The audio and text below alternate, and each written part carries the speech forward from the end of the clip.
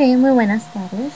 Mi nombre es Mara, soy de Aguascalientes, tengo 29 años. Siempre me ha llamado la atención esto del espectáculo. Me gusta mucho, una de mis conductoras favoritas es Galilea. Me gustaría trabajar en algo como eso, divertido y muy entretenido y que a la vez me sirva para conocer gente y ganar dinero.